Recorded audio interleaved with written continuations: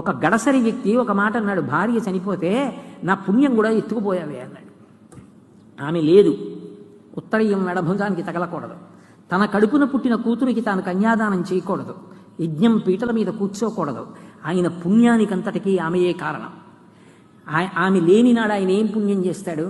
ఇల్లంటే ఇటకలతో కట్టినది కాదు, గృహిణి గృహముచ్యతే, ఆమెయే ఇల్లు.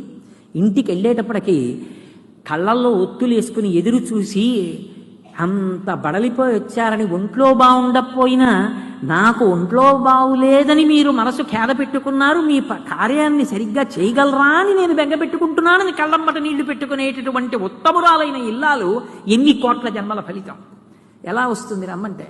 భగవంతుడిచ్చిన గొప్ప కానుక భార్య. అటువంటి భార్య ఇంటి గౌరవాన్నంతటినీ నిలబెడుతోంది. ఆమెయే పురుషుడి మనశ్శాంతికి కారకురాలు. ఆయన మనశ్శాంతికి ఆమె కారణం.